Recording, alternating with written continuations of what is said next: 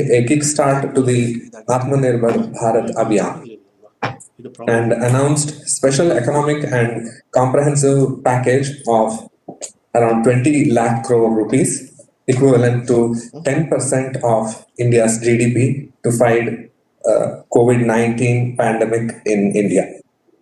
The government took several bold reforms such as supply chain reforms for agriculture, rational tax systems, simple and clear laws, capable human resource and strong financial systems. Or is it a repackaged version of Make in India?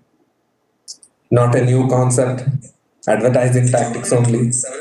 I am sure you will have similar questions in your mind and would have discussed amongst your friends and colleagues.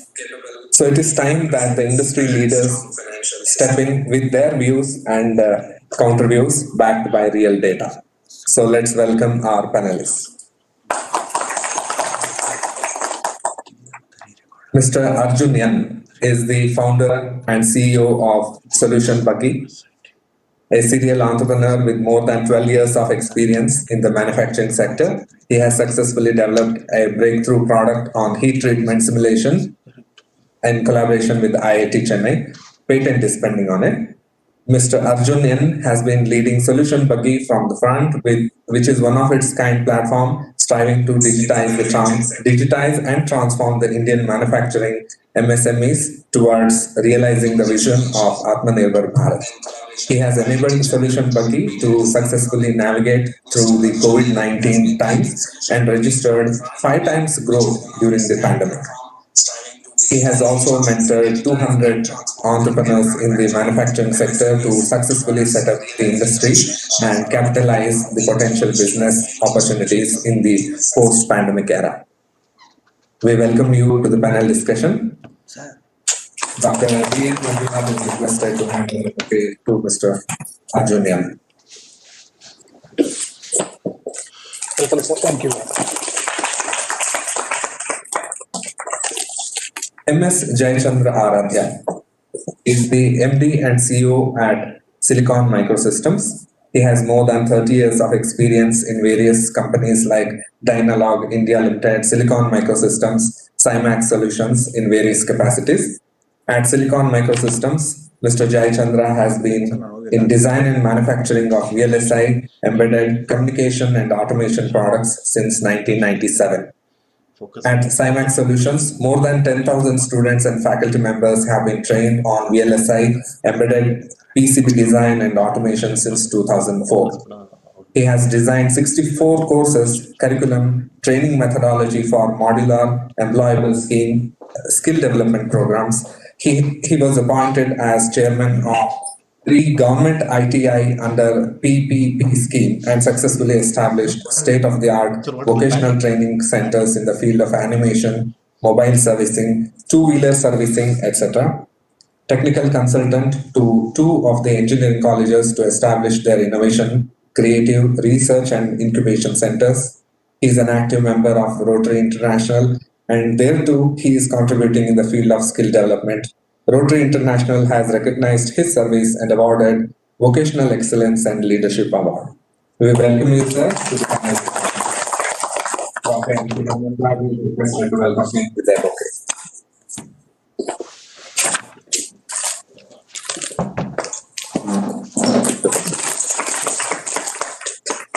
We are also glad to have Mr. Sanjay Belawal, MD and CEO, Bell Consultancy Private Limited amongst us.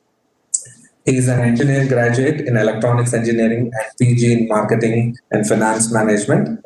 He is a very dynamic business management professional with over 22 years of experience in setting up and managing new businesses in domains like mobile telephony, internet services, Wi-Fi apps, IPTV, VoIP, data center and technology solutions for highly competitive global players in the regional, national and international markets. Worked with reputed organizations like Airtel, Idea, Tata, to name a few.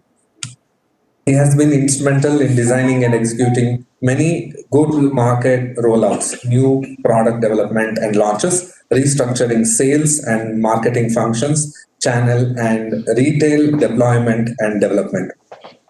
Mr. Sanjay Belawal is also associated with various organizations and consulting. He is the founder and CEO of Belawal Foundation, treasurer for ADAO in Bangalore. I request Dr. T.N. Manjunath to welcome Mr. Sanjay with the bouquet.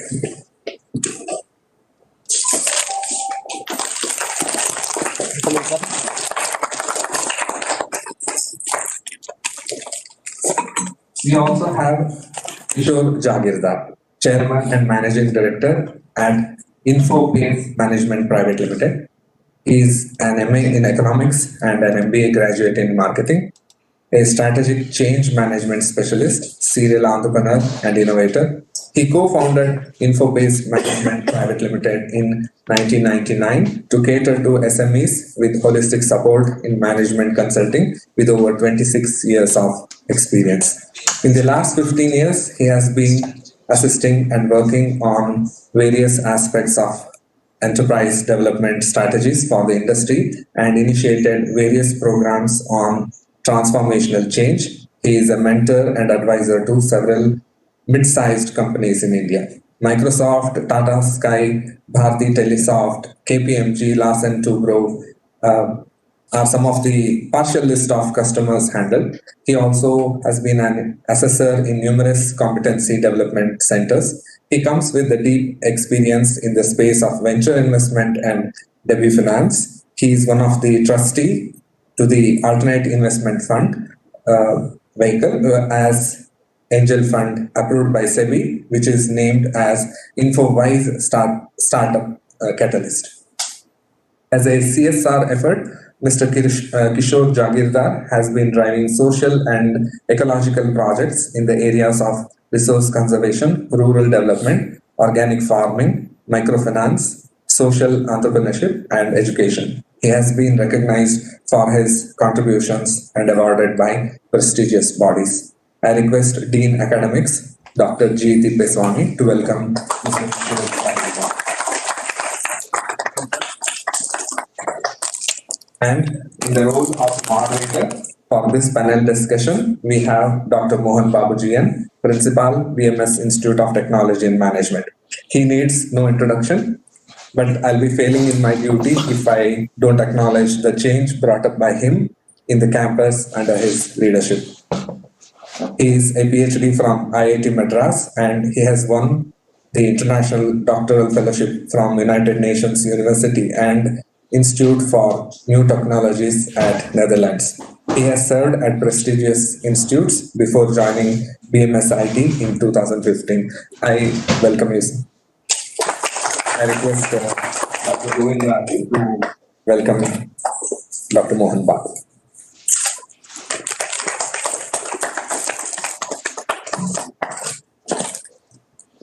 Ladies and gentlemen, welcome the panelists with a big round of applause. This panel discussion is being organized in strict adherence to the COVID-19 related SOPs.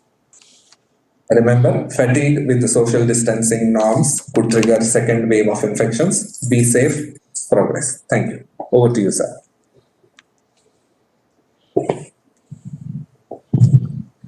Good morning, everybody. Good morning, sir. Nishant's last statement was like a disclaimer. Anyway, we are responsible for what we will be, and we need to take that.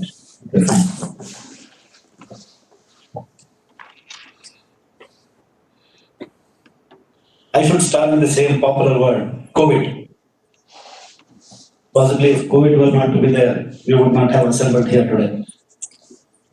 And I see that the initiatives of various governments across the world, and specifically the country of interest today, India, here, have been triggered by COVID pandemic. And you know how we all have suffered because of this pandemic. Personally, business-wise, society, religion, culture, and so on, everywhere. Lots of disruptions in the supply chain, I need not tell you, everybody keeps reading about it every day in and out.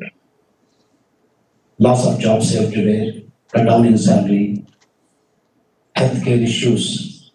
Even if we are recovering, then there are so many HR issues associated with it, something like work from home, compensation repackaging, and so many other things have to be resolved. So many issues have come up today. They are the challenges. And as Mr. Prashant was mentioning, rightly in May, our Prime Minister, Honorable Prime Minister Shri Narendra Modi ji, he actually saw some kind of an opportunity in the kind of a challenge that we were faced with.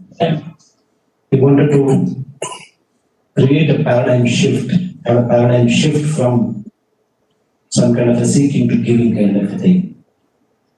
He suggested, he revealed his vision that day that we should become completely self-reliant. He gave the word Atmanirbhar, Bharat, self-reliant or self-sufficient. In other words, whatever we need in this country will be manufactured locally itself. But doesn't mean that we have to limit the manufacturing to local. We also can extend the surplus to other countries in the form of the exports. In fact, that must be done. That's what he admitted that day. In fact, in a series of 5 tranches, we could see lots of stocks and stimulus packages being released by our Madam Nirmala Sitharaman, our Finance Minister. In 4 or 5 days, she came up with so many things, and some of those things, my friend Prashant said that it could also be repackaging. Can you think like that? Possible. Many people think that it can be repackaging or rehashing the same old one without really putting his the government's money into business. Maybe we'll hear from the esteemed panelists that we have today here, and I don't think we would have had right persons than these people to speak to you, all of you, about a very, very relevant topic of today. In fact, to set the context, I would say that the very principle or a tagline that we have been using in this Bharat is open for local. Okay, open for local. Okay, shout out for local production. That's what they have been saying. Of course, this kind of an experiment had been tried out in 1950s also. In fact, I was sharing with my colleagues in the name of science resolution policy of that day in the Hungarian government. And they religiously adhered to it.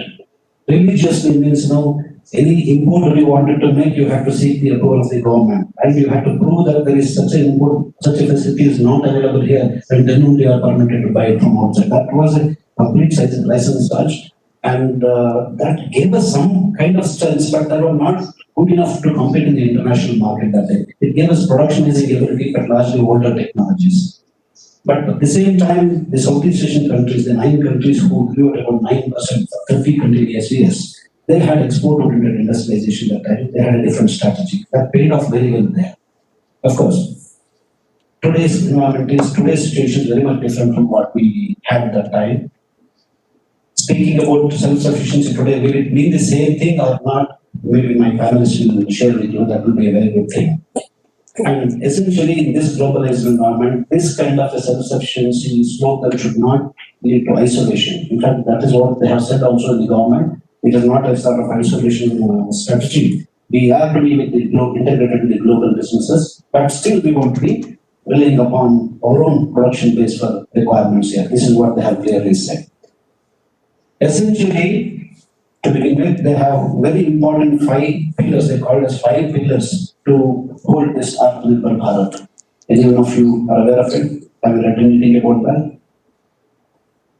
5 pillars on which we can build this Atmanirbhar Bharat concept. Very first thing is, let's say, technology. How do we leverage technology to the inclusive development of this country? Inclusive means we have left out huge populations, underserved populations. You have to get them to the fold of development. That is first part. I'm just shortening everything over there. Second thing is, economy. How do we make this economy more vibrant so that supply chain as well as demand can be very firmly linked over there? This is the second aspect.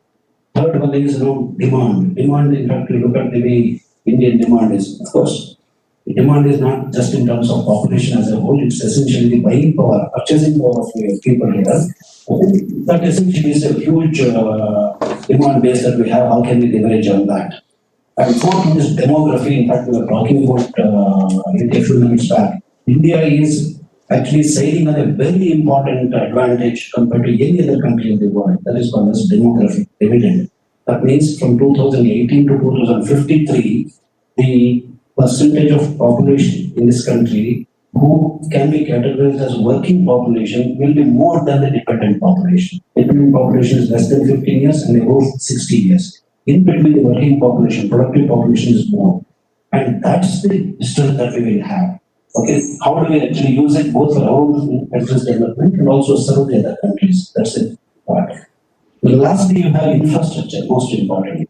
We have very good ports, airports, seaports, communication infrastructure, power infrastructure. How do we make them more efficient and bring them to fore so that we can take advantage of all of these things, reinvigorate energy in those things, and build our Bharat? This is the concept over there. Of course, there are various pluses and minuses, various parts and debates on this. And very, very interesting topic to listen to. And I must congratulate people who picked up this particular topic for our discussion. Having set this context, okay, for discussion, the format for this kind of a panel discussion will be like this. First, we will have about 6 to 7 minutes for each one of you to express your kind of a perspective about, maybe plus, minus, or maybe the financial reforms, or maybe conceptually how it is going, whatever you feel like, and how it has impacted your businesses and so on. We are very eager to listen to you. Once that 7-minute round is over, we will have probably take about 30 minutes. Beyond that, having listened to each other, you can again, the second round take about 3 minutes either to correct it or reinforce, strengthen your documents, do what you feel like. That will be about another 15 minutes, 45 minutes. The remaining 15 minutes we can hold on for Q&A from the audience. Is that okay? That's what, sir. Yeah, that should be fine. And I can choose anybody to speak, but I would allow you to choose first. Yeah. Just let the option be with you. Sure. Okay, Kishore. Yeah. Somebody should maintain the time. Please alert us at 7 minutes. Thank you for the honor of me able to share on this platform and inviting me out here. Thank you, sir. Well, this is a very critical kind of discussion, and overall, I would like to say let's go through what we want to see in the next 20 years. So let's say we are 2020. So let's look at what is going to be the scenario in 2040. So in this 20 years, we are going through a transition period across the world, where all those things that we have seen have come to an end because of this corona. It has accelerated it, which was anyway expected to happen on a slower basis by another 5 years ahead. But now that instead of happening in 2025, it's happening in 2020 itself. That all these economies that we have seen as advanced nations of the world, and which was like influencers of the world for the last 200 years, and no longer have the ability to play a role, or they have the power to exercise the economic control of the world as it has been seen from the colonization era. So we have entered an area or a zone which has not been witnessed by human civilization so far at all. Now there are certain aspects that we have seen. One is that we are today having 47 million youth surplus population. When I say surplus, that means there are no jobs that can accommodate them anymore, because the conventional thought process of industries no longer can hold these people. 47 million surplus youth people are sitting on the bench this year onwards with no jobs, because there are no capability to absorb them. So there is no choice but for them to create their own employment, self-employment options. And that is why we need a platform which will help them to look at what they can create as a completely new set of industry requirements, and a blend of what has been the old and the new, creating a fabulous future. So what I see here is that we have been excessively doing things. And whenever there is an excessive thing happening, obviously what happens, and if there's something that we've eaten a lot and overeaten, that obviously we will have indigestion, and a lot of the body throws out the things. Similarly, the excessive focus which was there on chasing FDIs and focusing on globalization has resulted today in excessive now focus on local, because local was totally ignored.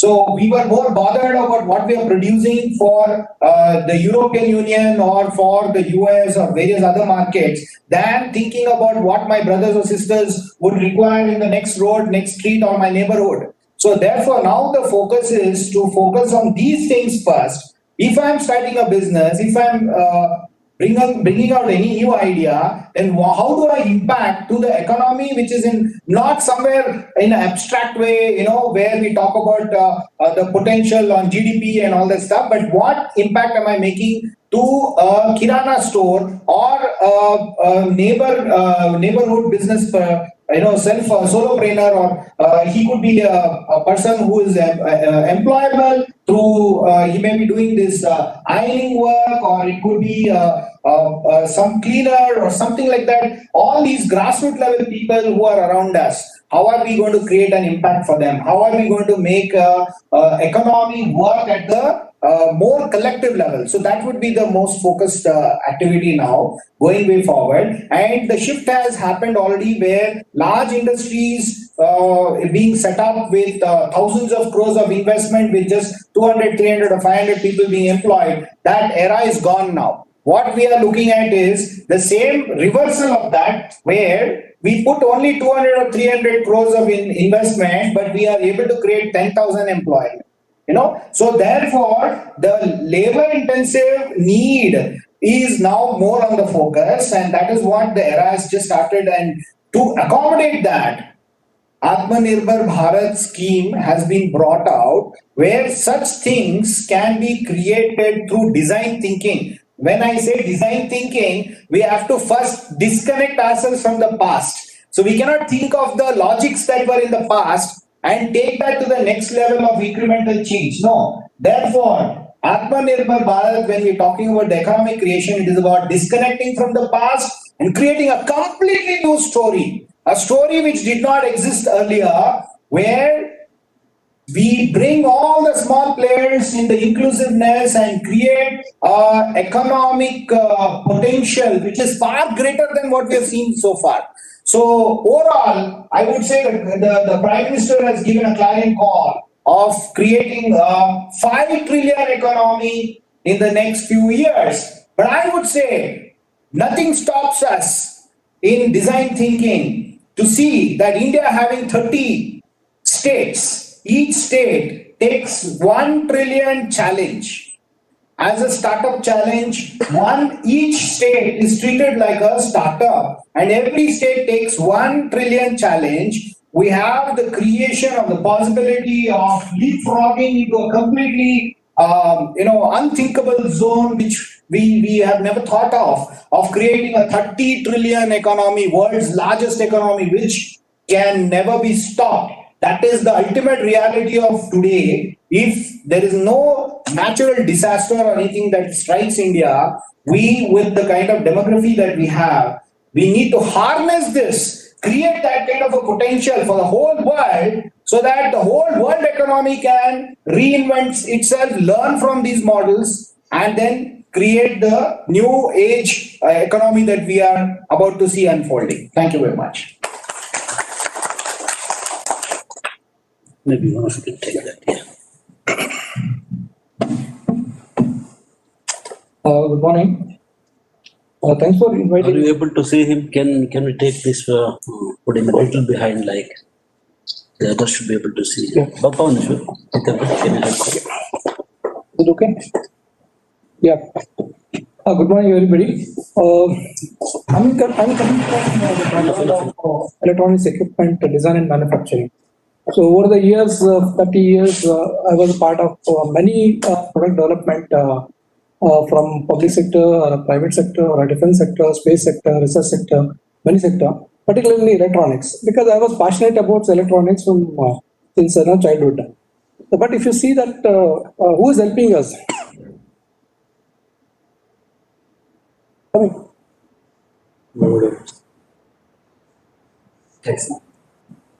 Okay. Who helped me in generating or in creating an interest in electronics for me as a Bangalore. Okay, Bangalore, as you know, actually it is not only green city or weather city or any other city, But also, if you see that, we are, sitting here actually because the development happened in Bangalore. It has not happened in any other city. Okay, over the period of 1950s, okay, when the public sector started coming to Bangalore, like, we have, that defense sector or a public sector or a research and as well as space sector. All the sectors are in Bangalore. To that, actually, we have more of ancillary units equivalent to that from the industrial sector also. Like, we have HAL, ADA, ADE, LRD, GTRE, DIBAL, NAL, RRI, almost, everything you think of any of the research or defense sector, we have it in Bangalore. To that, actually, we have ancillary units also. It's the Pina industrial area, Bumnadi industrial area, Electronic City, you take anything, we have that. So, having that on all the things, now the Bangalore is coming up with, now we need to change this little bit on Atmanirbhar, because, public sectors are coming down on the sustainability itself. So we need to work on the beyond Bangalore. Okay, so we are already reached. It's not only an IT sector what we got. We have number of institutions, or engineering institutions, or research organizations is also supporting us. So what I am looking at actually, because we are targeting the education institutions and as well as the students. Okay, now we are talking to the students. I feel actually the student need not to worry. Because I just, I was talking to many of the professors and as well as the principal in last 2 to 3 weeks. Many of the core subjects like mechanical and civil has come down. So which I feel actually like, see, definitely this is not today's. Okay, it is definitely it is going to be after 4 years.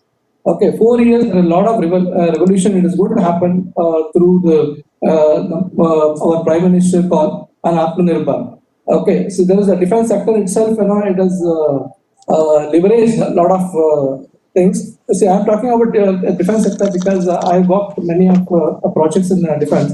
Now, see, as you know, actually, after May 12th, there is one more call has come actually on 101 equipments or tools or whatever is required for defense. It is, import is banned.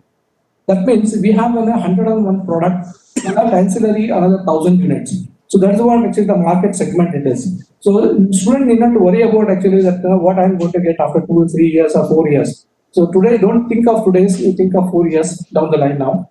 And you have enormous opportunities. Okay, so through Atmanirbhar, and there will be a lot of industries coming up through startup, stand-up, Make in India, Made in India, all the concepts is what you find. So only thing actually, you have to be strong enough to have a creativity in your mind. So don't restrict to your syllabus or your lab of 2 or 3 labs. Think of beyond that and have a creative innovation, research, and as well as startups at your own colleges. Okay, to that actually, because government is also supporting with huge funds to these facilities at the institution, and you can work on particularly on research areas where we can come with the product by next 4 years. So we do that, and you will have products in your hand, and you can be definitely a manufacturer of defense approved companies. So I'm sure actually these students we can, because we are in touch with the professor, definitely we can work together, come with an idea, and I can guide you in many ways connecting to the industries. Thank you very much. Just a question to Okay. you were mentioning that one way of creating jobs here is to probably cut short the imports, specifically defense components, and that will lead to several OEMs, that will lead to several ancillaries and so on. But when we pick the items 101 or whatever it is, to remove from the classified list to general list of production, having made sure that we have such kind of capacity in our institutions, in our organizations to build those components, the same quality, so that defense capability is not compromised. Yeah, that's correct, sir. See, anything, when you start manufacturing in the defense sector, you need to be mill grade of products. Mill grade means actually already the standards are fixed. Okay, anything, the defense is giving an order to any of these segments. So they'll see that actually that you have all the facilities. Okay, without that actually there's no compromise on getting into that. So when you say actually like now, earlier it was only, we were importing all the equipment. Now, after that, you know that 5 years back, they relaxed on 49% of foreign direct investments. Okay, now it is relaxed to 74%. That means, a lot of foreign industries can come into India and set this research center and as well as innovation and as well as in the manufacturing sector. While doing that, actually, all our new generation get involved in this, process of learning a new concept, new technology. Okay, so that after some years, actually, we will be self-sustainable. Okay, so definitely now we can make that, but it will take some time. As you know, Tejas itself, the NCA project, it took almost 40 years to come to the life. But by doing that, actually now we have all the infrastructure ready now. Yeah. Yes. Do I have questions on Yes, that? yes. Yeah, good morning, sir, and thank you for inviting us, and thank you for the faculty members also for having listened to us. First and foremost, Atmanirbhar is actually a huge commitment by itself, and that can happen only when you are individually committed to take up some responsibility. And if you take it as a responsibility for the part of the country, then I think a lot can be achieved in the days to come. And as everybody on the panel has been saying, the country, the level at which it is today, it is at a level where it can only rocket and it can take off from here. We could see that change happening. In fact, probably we should thank COVID in one way that we are all woken up. We were all sleeping. I think it's a sleeping dragon. And the dragon which was all this while being driven by China, that dragon is moving towards India. And it's a huge opportunity for every one of us to contribute from our part of it to this big economy that is going to unveil itself in the next 10 to 15 years, like what my friend said. But by just being Atmanirbhar is not so easy. It's a huge challenge. You are a small industry in yourself when you take up some opportunity or some responsibility. It's a small industry in yourself. So it is like India, a lot of ideas are there. But ideas, unless and until they are implemented and they are executed, they are of no use. So while you are at this age, when you are completing your curriculum, what is more important is not only make yourself be prepared for this and create a platform right now from now itself, so that you make up your mind and then don't regret for what decision that you have taken in life. So all the youngsters, what we can only tell you is it's all up to you. It's there. Who is going to grab the biggest pie out of that, or who is going to make a name for themselves? It is up to them. See, the government as such, we can talk about many things, what government has given, but everything if government has to do, then it's not going to happen. Government can only create a platform, it can bring a platform, and it is for the individuals to see how that can be encashed. Okay, so unless and until we become proactive, we go out and see exactly as to what is there in for you, it's going to be a challenge. That's one challenge that I see in the youngsters. Everybody wants to be in a comfort zone, work in a very complacent place and think that magic should happen. Sorry, it doesn't happen like that. You definitely need to get into the market, soil yourself, work very hard. And all these industries, big industries that you have seen, they have not come up just like that. They have toiled themselves for years and years together, and they are there today. And once you give your everything, then it's a magic that happens. It's a time. Initial struggles are very, very tough. But once the threshold level crosses, then a lot of things falls into place. It's that threshold level that you need to break. Once that threshold level, people see at you, they come. In fact, people will come running behind you, and money will be made available to you the way you want it. So this is what I have experienced in my journey so far. And it took 22 years for me to become Atmanirbhar myself. So it's not so easy journey. I wish you all be there, and we are all available. Our numbers are available, so you can reach out to us, and we'll be more than happy to support you people in your journey. Thank you so much.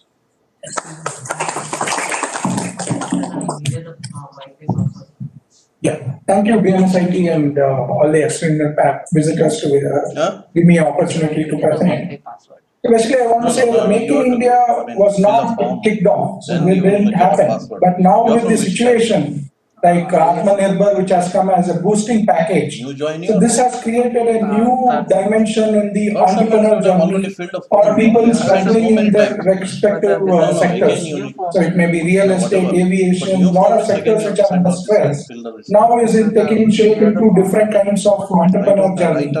So where we at Solution Buggy, we have seen a lot of things happening because this is a platform which we have helped entrepreneurs or diversification projects understand the trend in the market. So currently there are certain things which government as a policy has changed. The production link incentives or banning products from China, or everybody would have seen that Deepavali items which were imported from China, Ganesha items which were imported. So this is a ground level government is trying to change the mindset. So why are you importing smaller things which you can yourself can manufacture at your backyard, or you have people, entrepreneurs or industrialists who can start this? So nobody thought about this in earlier times. So the current situation, the pandemic and everything what has happened for the good. So here there are two sets, obviously, one who feels neglected and the other one is who can capitalize on the current scenario. So this is where we have seen projects like concrete nails which were imported from China, and China used to send this at even lesser than the cost. So nobody thought about manufacturing in India. So these are all used in your roofing or concrete nails and everything.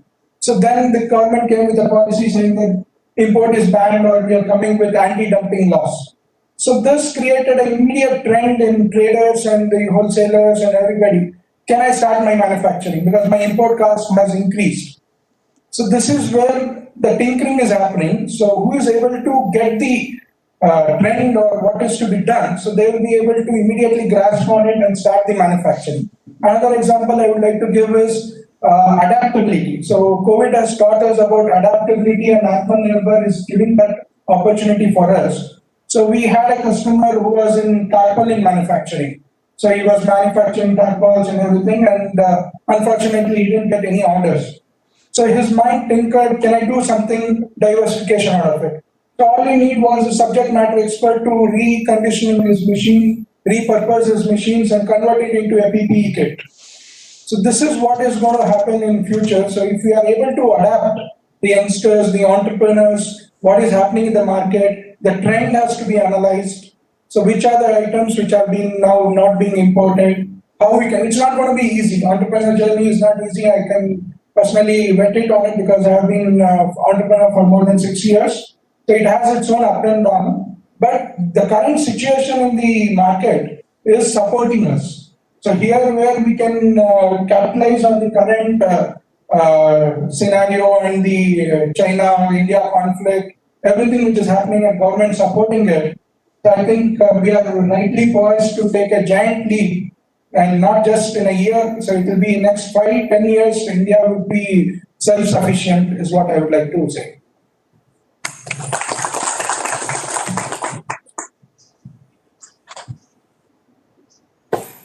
I'm taking cue from some of my co-panelists. Mr. Kishore was mentioning about, complete paradigm shift towards the way we'll be creating jobs and we'll be working on that. Specifically, creating, small jobs everywhere across the country so that everybody gets employment. I'm reminded of Mahatma Gandhi's long back, about 75 years back. Ram Swaraj was talking about village industries, khadi industries. Am I right or not? Yeah. And he said that whatever that village required must be produced there itself. That means everybody gets employment, everybody will have a very wonderful livelihood, and there is no need to be panicking any time. And we move beyond that towards globalization, and we are moving back towards that. It's very important. Recently, I was reading an article in one of the international magazine where an Indian was highlighted. What that boy had done was he had worked very closely with a street vendor. Okay, he is an IIM graduate. He worked very closely with the street vendor and helped him improve the process of his businesses. And that actually boosted the businesses enormously for that particular vendor. And he suggested that every of our graduates, whoever graduates from various education institutes, can become one person like that in the society. They grow strength of the society, even in a helping hand, even some kind of improvement in technology, processes and systems, so that his level of income can be raised. If that happens across the globe, jobs are created like anything, and everybody can be quite comfortable. And mind you, this is not high technology. And that's why the question that I asked him about, do we have the technology to deal with R&D products? We may not have that currently, but this we can do now. Yes, this is where we should be focusing upon, so that if we have a larger strength of the source, lower society, big employment, lot of social events will come now. Because people getting involved in thefts, murders, all those things will come down. And requirement of cookies, that will come. That is a cascading effect it will have. That's the reason why probably Mahatma Gandhi kind of persons, they have spoken about that long back. Anyway, it was a wonderful presentation by each one of them. They have heard each other. Maybe one more round of 3 to 4 minutes we can share, and probably this is not necessarily in the same order. You can choose. Kapil can start. Then start and I'll continue. Thank you. I think that's a very important point that came out here about creating jobs and engagement of this population is the most critical aspect right now. And that is where the fundamental understanding of Atmanirbhar Bharat needs to be understood. That it is the purpose is to create opportunity at the grassroots level, at the bottom of the pyramid, and collectively बूंद से मिलकर सागर बनता है. That same way, the boon jobs that we are creating will create a fantastic, fantabulous economy which cannot be compared to any parallels in the world. That is the kind of opportunity we have in the terms of the demographic dividends that we have in our hand right now. So that's how we harness it. Okay, harvest it. Now, even this whenever there are calamities or whenever there are situations where extreme famine or these kinds of situations have happened in the past, the Maharajas and the various principal authorities, what they used to do. There's a case study here of the Diwan of Oud. There is a story that there was a lot of famine and then people were in a very deep anxiety with no jobs available and all that stuff. So he divided the entire population into 2 halves and created 2 shifts, one day shift, one night shift. And their job was, in the day shift, they were supposed to build the entire palace that was supposed to be built. So he gave the entire project assignment that you go build the palace. So that entire segment of population was during the daytime building the palace, and this the other shift that he had created, their job was to destroy the palace during the night. So that means in one way they were made to engage so that the engagement created an occupational storyboard there, and through that there was a lot of income generated. They were earning their income through the activity. Whether the output of that, you forget it. So if I draw the parallel of today, there's a new parliament that is being built. And I see the same parallel out here. It is nothing but a task being given to create an economy, to engage people, that's all. And similarly, if all of us come together and create one opportunity around our surroundings, when I go to my bed tonight, I ask myself, today, what did I contribute to the economy? Every day, every night, I ask myself, what did I do for the economy today? So that way, if you look at the measurement at the individual level, you'll see that when you buy a shirt or you buy any kind of material that is made, it is not the ego of that me having the money in my pocket and my per capita income has increased and I've got a purchasing power, so I have the ability to go and buy a product. But imagine when you're buying a product or a shirt like that, there is some farmer in a long distance somewhere would have slogged a whole year to build that entire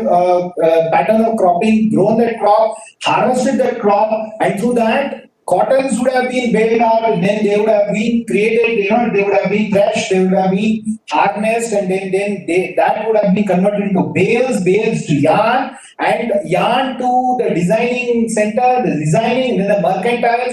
Imagine the whole economy. So when you buy a shirt of say 100 rupees, you have actually employed the whole cycle of people out there. That is the power that you have. So therefore, every night, if I ask my question, what I contribute to the economy, and that way, if I measure, I think Atmanirbhar Bharat has its seeds, and the seeding of that has already happened. The rest will all be automatic process.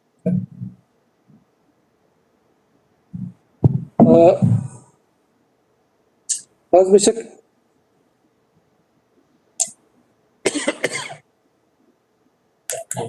Now it's there. Now it's there. Hello. You can use this. No, it's working. Hello. As Mr. Kishore told, actually, the government investment on the new parliament house. Similarly, the state also yesterday, I think you might have heard, actually, a lot of projects and new constructions is going to happen. So that is how actually the government has to come with the new projects for all the sectors. It is not only the construction sector, it has to come with science, technology, all the sector. So that only all the economy can move to till the root level. So that's one thing actually which always the government has to invest on this type of the time. The second one actually the mass social entrepreneurship programs.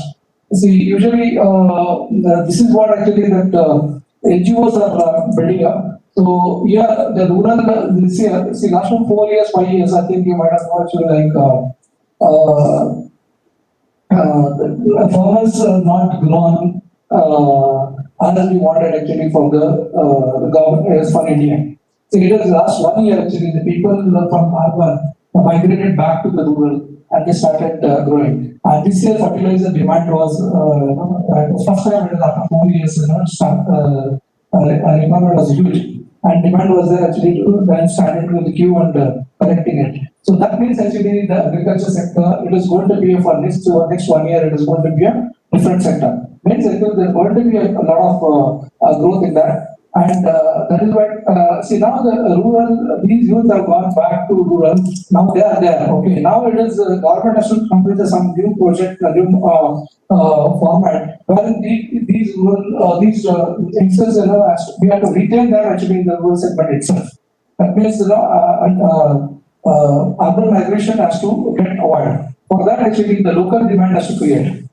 Okay, so that actually see we have from the Rotary, we also taken some several steps actually to create that because we could not do much in urban. So we went to rural and we created similar activities. The last 1 year actually we have given almost about, we have around district, we have given around 250 cows. Okay, for rural women actually for their livelihood activities. And also we started with the honeycomb project, where these honeycomb, we kept it their home itself, the yard, so that these whatever it is generated actually it be taken from the companies who are coming to them. And also we created one more thing is we donated a lot of the sewing machines and we created one more sector when actually these garments can go to the rural segment. Okay, instead of creating garment factories near urban area. So these things are outsourced into the rural segment. At the rural side itself, where we can, a lot of community halls are there in every village and local level. So what we requested actually for NGOs, we use at community level, community halls, then they will not use them much, that very well. Okay, so that these garments can be outsourced there. So these way actually we created 3-4 levels of job opportunities for rural people. And also these, and I also suggest the institutions to not to target the, you will have, don't take it in personally, so I want to give a clarity on this, or you can let me on this. See, every time, definitely I accept that a lot of IT industries come to your campus to hiring. But see, usually what they do actually, they hire the freebie student and they take away. And the next is actually leftover students. Then option is actually what is there actually they go out and they start searching for a job. And if you see the last 5 years, where they gone, actually you need to do your own statistical valuation. But what I suggest actually you talk to MSMEs. There is a huge demand in MSME for these all students. Well, these people can, after 5 years or 7 years, once they get into the experience of working on the MSME or starting from the sourcing of component to the production to the R&D or everything, so they will become entrepreneurs within next 5-7 years. So that is one advantage actually working with MSME. You will become an all-rounder in creating your own employability. So that's one thing actually which institution has to target on MSME, like talking to CASIA or FKCCI or FIT or CIA or Bharat Chamber of Commerce, so that be a part of their governing council or any of these committees, so that you can talk to the industries very closely. Thank you. Yeah, then coming back to the third process, I think it was Swami Vivekananda, which I actually first, according to me, started the Atmanirbhar. Right? Till then, nobody was knowing that India is such an educated and highly qualified people. Until he stood up and spoke in the assembly in UK. So likewise, I mean, if all of us can follow that path and we can come out of our own comfort zones and we can make it happen. Other thing that has changed from my times to the times that you people actually have is when I was doing with my UC second year, the only thing the parents wanted us to do was either take up a doctor course or take up a medical and engineer's course. But that is not the case nowadays. You have, you take up any discipline, but and you can finally you can choose the passion that you have. It's only a degree that matters, but then go with your passion that you would like to pursue, and with that passion and attitude, if you have the right attitude, I think degree is just a degree that you take. Okay, and that's one thing that I would like to say. Would like to add something? Yeah, I just need to add is that clusters are being developed. So a lot of industrial clusters are coming. So there is a toy cluster in Koppal, which has been recently initiated by government. Then there are FMCG clusters which are coming in Hubli, Dharwad. So I would say Tier 1 cities is already saturated. So this is where the economics will change to Tier 2, Tier 3 cities. And the engineering students, I would say, employability and adaptation has to change, and we need to connect with more industries going forward. So this is going to create a lot of employability as well as skilling going to happen at the ground level, as Jayachandra was mentioning. So this is where we need the entrepreneurs or students who are coming out to connect directly with the industry. So you need to work experience for 3-4 years. Because what practically you learn, unless you implement it on the ground level with your thought process, with your ideas, and you on yourself, so it is not going to help anyway in the Atmanirbhar. Yeah, please. See, the Atmanirbhar thing, if you look at it very carefully, as our principal mentioned, it's about the 5 pillars that it is all structured around. We have covered most of the discussion around that, the technology, which is one part of it, which creates a system. And then we talk about the harnessing of the demographic dividend. Then we also talk about, through this, creating a sense of demand. And the demand happens at the individual level. As Sanjay was mentioning this to all of you, that it starts from the Hind Swaraj. The Hind Swaraj Gandhiji actually was a great fan of, though this was coined somewhere into 1905, but then it was picked up as one of the way of creating the new India and in the freedom struggle. But somewhere after freedom, after obtaining the freedom, this Hind Swaraj was tagged along with Gandhiji, and then it was relegated at the back, saying that it does not apply, it makes sense. But today, we are staring at it at the close quarters, because today the reality is that Hind Swaraj is the only way to solve the India's problem on self-reliance, right? That's the fundamental principle of no matter what happens, you are able to sustain yourself and you continue to survive and continuity of their existence is there without depending on any other thing. That is Atmanirbhar. So whatever the projects that have been described by Atmanirbhar, these are all financial packages that have been given on strategic gaps that have been identified as a new age market creation, which Jayachandra was mentioning that the government has to take initiative. They have identified a couple of things. Major thing is agriculture. And in agriculture, we see the revolution of reviving of the Indian economy, right? Going back to what we were a couple of years back, decades back. So now, while we are looking at this part also, there is no stopping from where all of you come together at the institution level, identify the problem statements in your localities and around your territory, and define what these problems are, and through design thinking allow the students and the faculties to come together and devise solutions of how you can create. That is the possibility, which does not need any kind of intervention from the industry, because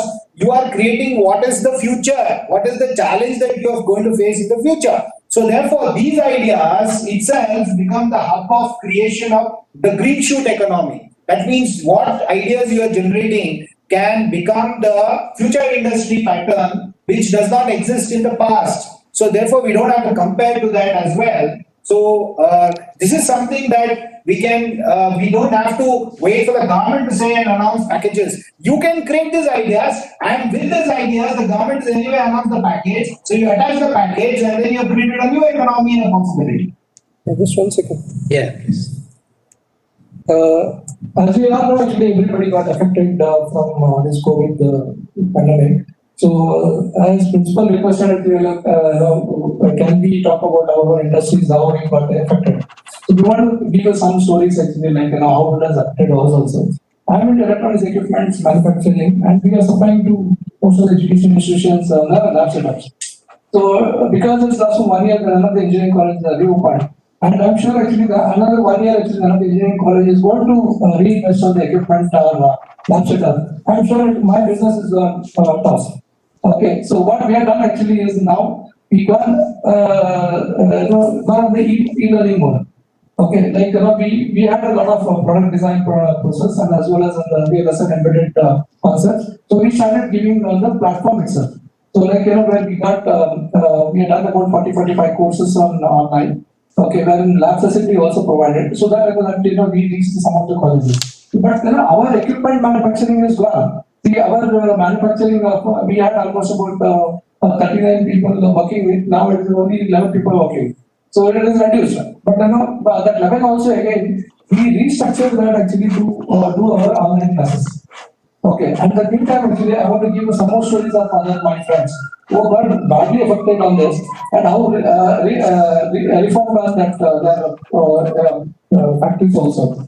See, one of them actually is into the defense sector. Okay, initially immediately they were depending on one of the sector is ISRO. ISRO, that they want to privatize it or they want to bring private industry investment also. They stopped funding.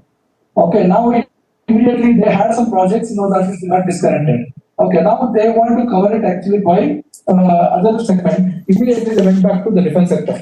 Defense sector now they reopened a lot of research. DRDO given they listed out whatever the research they have done, and it's available on the website. Now you can talk to the government and you say actually that I want to manufacture that. With only 5% of royalty, they are able to do your manufacturing of those equipment. That is one thing. The second one is the technology transfer, or you can go with 2% royalty. So that's a beautiful concept they adopted. Now they started manufacturing these products. Okay, then particularly telemetry products. And the third one actually they were into the IoT and equipment manufacture. And again, it has got badly affected. Now they diverted into medical equipments. Now they started the manufacturing the accelerometers and as well as they started manufacturing in India itself. Now it has given a boost of almost about 10,000 units they manufactured in last 6 months. So just I wanted to say how we got changed ourselves on product into the concept or the services, whatever it is. And to give you one, I'm proud of my mother. See, Anna Atmanirbhar or whatever the dialogue was coming, she was listening to the TV every day. Yeah, by the Atmanirbhar. Yeah, but whatever you do manufacturing, yeah, actually that goes into manufacturing. And she was actually okay. She had last 3 years, she had videos covered, okay, on recipes creation on the food. Okay, she had almost over 86,000 subscribers to her. Okay, and suddenly, she thought, actually, why can't I do a product? Okay, you will not believe it. Now she got almost about 10 masala products, and last 4 months, she has done about 5 lakhs of business. Just want to give actually like how to change this, mindset can't change actually on Atmanirbhar word itself. See, as I was saying, last 15, 20 years, the industry, every conference, they're calling a new word or concept, where this can roll out in 3-4 years. So that is what this Atmanirbhar also, and it is it will definitely, it is going to be pushed for next 3-4 years. Thank you.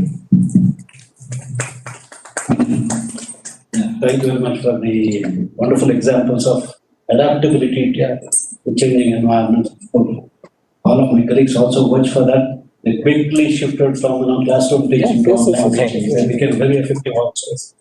That's one part, Now the very important thing is we talk so much about Atmanirbhar, Bharat, self-reliant, self-sufficient.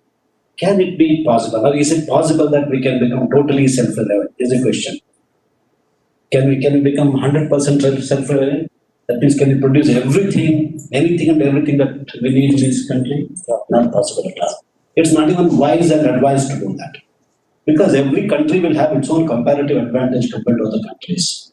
For instance, Gulf countries may have wonderful oil resources, which we don't have. Some other country like Australia may have wonderful coal resources, high calorific coal resources, which we may not have. But here we have wonderful IT skills, which other countries may not have. This comparative advantage should be taken care of or should be taken into account when you decide which segment of the economic sector will be going ahead with this Atmanirbhar. We need not be indiscriminately doing Atmanirbhar activity everywhere. That only diffuses and scarcely, the scarce resources get spread across very thinly. That becomes a waste. Instead of that, focus the resources that the government has got on select economic sectors. Okay, select economic sectors which have got a wonderful advantage to the country. That goes by SWOT analysis at the national level. It must be done at the national level, and they have done it also. I think 12 sectors they have identified to promote under this Atmanirbhar Bharat over there.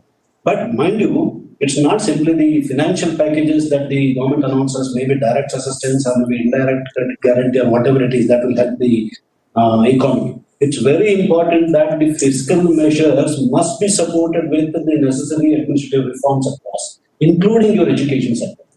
In fact, that's why we are talking about new education policy. If you continue with this, if you have continued with the same old education policy without any changes in the education systems, where is your Atmanirbhar Bharat in 10-15 years? Nowhere, right? Whether it is industrial policy, trade policy, technology policy, education policy, healthcare policy, all of them are to be bound, and the synergy must be drawn out of that. That's very important. Just financial measures will not help, but they are very important measures, no doubt about that. And of course, without generation of employment, Atmanirbhar Bharat will be a failure, because specifically at the role, as somebody said that you have job generation in agriculture sector, job generation in MSME sector, most important. The reason being, MSMEs provide about 50%, 45 to 50% of the employment opportunities in this country. They constitute about 95% of the industrial units in this country. How can anybody ignore this? And they constitute about 50% of the exports of this country. Nobody can ignore that. And that's where we should be providing job opportunity, enhance the competencies and capabilities of these MSMEs to provide more and more opportunities. In fact, some in the expert was saying, instead of having 500 crore companies, we require 510 crore companies so that we'll have more jobs for people out there. And of course, millions of opportunities are there, but unfortunately our education system, being in education system itself, tell you, it teaches only what we already have. It doesn't teach about the possibilities beyond. In fact, what is required today is, for us specifically the teachers, is to tell the students what is possible, which has not been tried out. That's what we should be doing. And that will be a very important component and contribution of teachers towards Atmanirbhar Bharat. That's what I feel. now the floor is open to you. You can ask questions. Some of you had sent the questions, but I still allow you to speak out the questions so that I can see who has asked the question. In case if you are here. Added to that education system, see by 2024, I don't know actually, like you can also gauge it, by 2024-25, students need not to come to college. So what happens next? So they can take up online classes, they can go to industries and attend the labs and get a certificate and submit it to the college. So then come to your college only for the registration and the final examination. They not talk to our teachers. But by the time my teachers will be in your place, they will be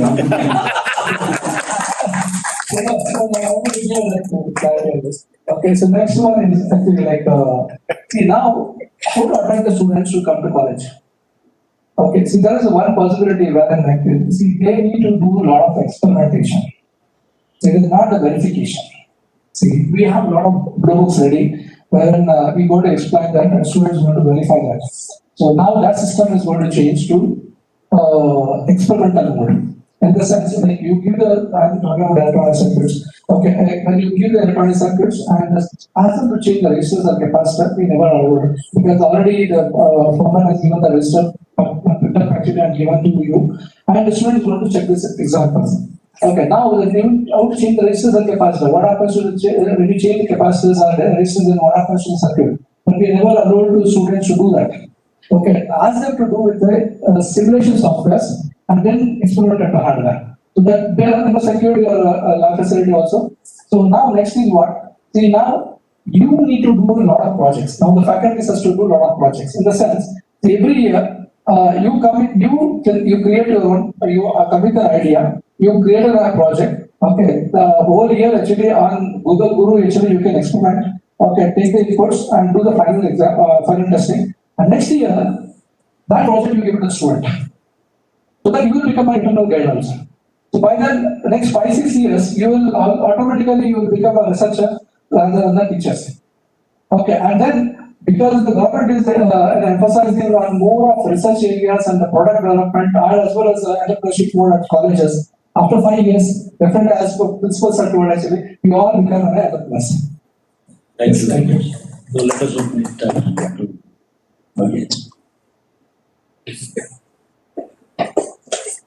You can take this, yeah.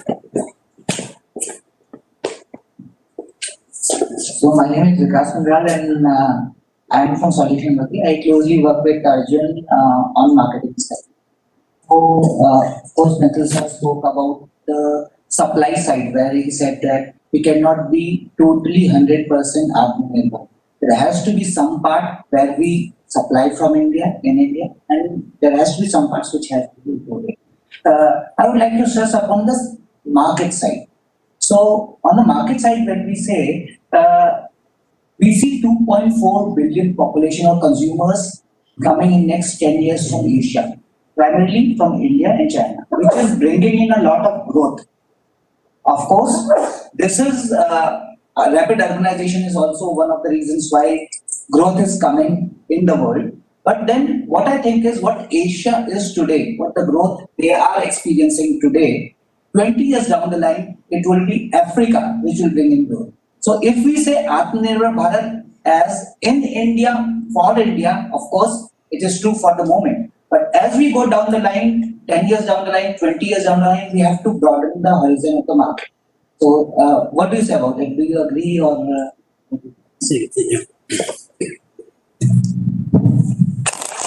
If you look at the industrial history in this world, different nations have been at the crest of businesses at different points in time. Maybe in 1700s it was UK, and maybe then it was US, then it became Japan, then South Korea, and now it is China. This kind of ups and downs are always there. That way, Africa also has got wonderful resources over there, and specifically rare earth materials. Apart from China, it is in Congo, if I'm right, I don't know, maybe, right? And lots of human resource, but they need to be skilled. If the population in a particular country is not skilled, not taken care of, not skilled in the sense that skills of today, I'm talking about skills for future jobs. If that is not done, no country can progress. But that's the reason why I said, no, teacher's job today in any country becomes very important to identify the jobs which are still not there and look for the skills that are still not existing and still hoping that we will be there, we should be able to train those people. Of course, I'm not able to crystal case whether Africa will get the job or China will get the job or India will get the job, but we should strive to get the job. That's what I feel over a period of time. In fact, a lot of efforts need to be done by the country like India. In fact, implementing any reforms in countries like China is much easier compared to India. India, you know why it is so. It's very difficult to bring out very solid and very effective implementation of reforms over there. And that's why China is able to hold on to that kind of a progress over there. Yeah? I don't know whether I have really answered your question. Maybe I tried it. Yeah, so just coming back to your question whether India is ready for that kind of technology, there are two good examples that which we can cite. One is the ISRO, which they were told that they're incapable of launching rockets and all that. And since they were challenged, they worked day and night and they made that happen. So that was one. And second is the coaxium vaccine which is being developed in Hyderabad. In fact, I was so proud to listen to the director speaking yesterday. She said, in fact, India is going to be the supplier to the entire world. And she said, we are talking to all the pharma companies and everybody is going to start producing the vaccine. And in fact, if India can do it, then nobody else can. So that is the kind of the positiveness that can be seen that is coming forward in this country. And we see there's a huge potential and it just needs to be encashed. Yeah, maybe sorry to. See, those two specific examples have a different background. Space technology is a completely science-related space technologies. And in the 1950s, 60s, 70s, hardly we were having any technology. We were doing science because our policies of the government then were supporting science and less of technology. That's why the publications in the science area, atomic energy area, they have been wonderful publications across the world by Indians, but not converted to patents and products and innovations over there. And taking off from that point, ISRO has done a wonderful job today, and today we can commercialize its services. That is happening. Second one is the vaccines you're talking about. With respect to vaccines, India is one of the biggest market or user market for that particular vaccine because we are full of pathogens across this country. All sorts of diseases we are faced with, and vaccine production in this country has been excellent because of that. And we are one of the major producers of vaccine. That's why many foreign countries want to tie up with Indian vaccine producers to producers. In fact, today I should say India produces more than 22% of the generic drugs for the whole world. But mind you, 70% of the imports, raw materials come from China. What do you do now? Can you do away with China? No, not possible. You have to work with China. No, don't say that I'll ban Chinese products and that doesn't work today. Everybody has to depend on other country. Why US cannot take stringent action on China in spite of this COVID? It's because US depends on China for very important critical components. Specifically, the rare earth material, 95% of the world's rare earth material is available in China. That's why Japan also cannot do anything. Because all their automobiles and reactors require this particular material. That means we just don't have an escape. We have to work with it. But all that in Bharat, what we can do is, you have to buy things from outside, you have to see things outside, but only make sure that you are always trade surplus. That's what is important. You must have surplus dollars with you to support your economy. That's what is important. Always maintain the surplus trade balance. Balance of payments must be positive, whether it is current account or the capital account or the financial account or whatever it is, try to maintain it. But somewhere I was reading a few days back, India is trying to compensate for the current account deficit through the capital account surplus. But that's a dangerous strategy. Then we should not be doing. I don't know. I'm not an expert in that area, but general sense says that we can't do that. Capital account can go off anytime. That happened in South Korea about 15, 20 years back. In fact, many of my colleagues were saying that the Southeast Asian countries like Indonesia, Malaysia, Taiwan, Singapore, all these countries attracted wonderful capital across the world. Specifically because of their wonderful growth during 1960s to 1990s. They grew at the rate of 9%. I was sharing with you some time back. Continuously for 30 years because of their export-oriented strategy, export-oriented industrialization strategy. They had access to wonderful technologies from the US. They built that economy and they attracted huge amount of investment. Once the investment starts flowing recklessly, it becomes NPA, national non-performing asset in the country. And people started investing in all non-performing assets over there, the economy collapsed. Once the economy starts collapsing, then the capital that was invested over there will fly back to the original country where it came from. This is called as capital convertibility. It will go back quickly. But we did not have that kind of a capital convertibility provision in our country. We only had a revenue convertibility provision here. That's why somebody invest cannot easily take the money back there.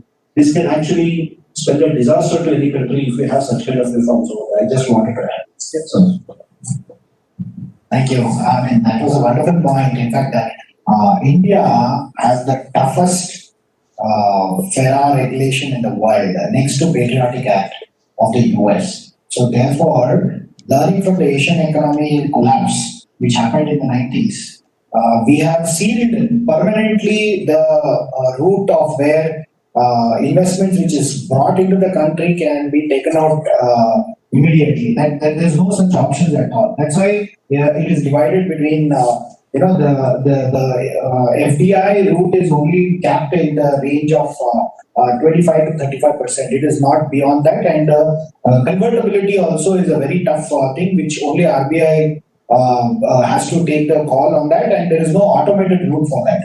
So therefore, coming back to the question that you had posed, for hundreds of years, India has been dominating the world trade. 200 years ago, 24% of world trade was contributed by India. But unfortunately, with all this superpower status and IT, internet, all that we are talking about, we today are contributing to only 1.5% of the global trade. Right? So the time has now come to understand that the very vital question that Vikas put it across is that the whole Asian economy is now hungry and they are asking for resources and solutions. And whatever is happening in India, if you just take Uttar Pradesh, it takes major part of the Europe structure. That is, all the European countries put together, if you can squeeze them, then you will find Uttar Pradesh accommodating them. So India is such a huge resource-driven economy. So that is why we say Vasudhaivam Kutumbakam.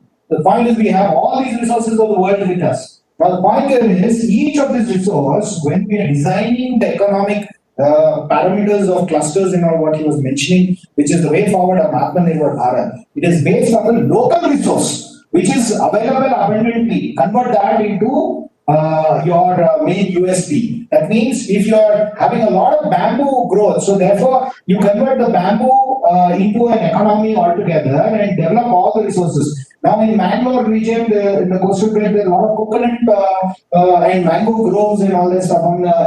Again, you find that mango groves are very high in Bengal region. So you convert that into food processing industry. So therefore, you identify what is the natural resources abundantly available, and along with that, you plan the economic parameters. Now, when you're doing that, you're addressing the local economy. So therefore, there is where the local concept comes in. But then, my dear friends, we need to have our eyes clearly fixed on the horizon of creating a global value chain. And that is exactly what we've been doing for thousands of years.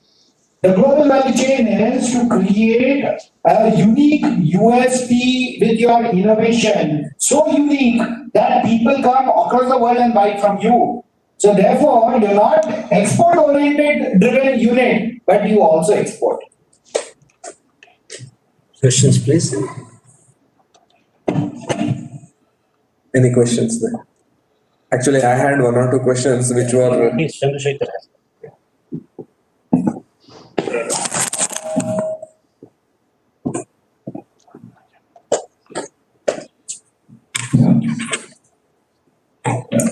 Respected sir, I'm Dr. Chandrasekhar from Civil Department. I did my MSc in geology. I'm an explorer. I'm a mining geologist.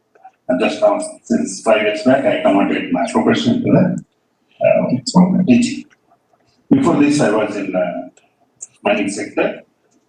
Just for example, 1998 to 2010, we exported a lot of iron to China, Malaysia, all the Asian countries. That time, I don't know whether there was a strategy for domestic productions. Same raw material, we would have used it for set up the new steel plant so that we can grow, so that we can give some employment for the local communities and we can reduce the import cost also.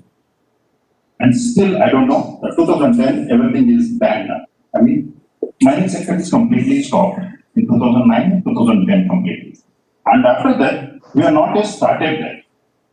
What could be the reason? That is the one point. Second point is that some reasons, maybe some technical issues, maybe a forest department, maybe ecology and environment, they are not allowing to do the mining. That is a second technical question.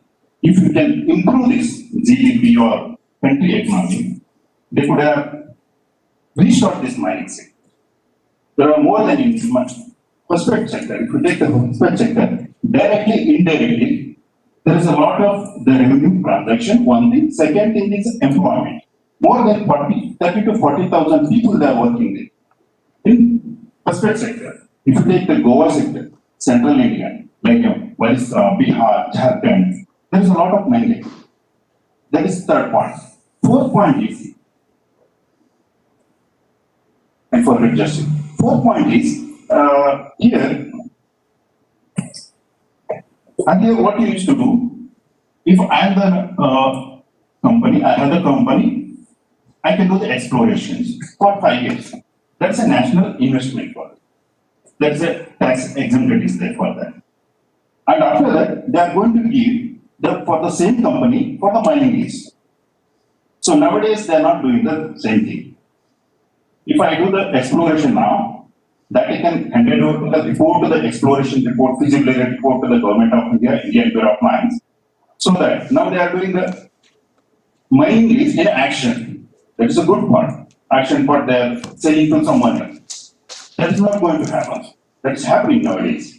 That's why nobody is going to invest in exploration, mineral explorations.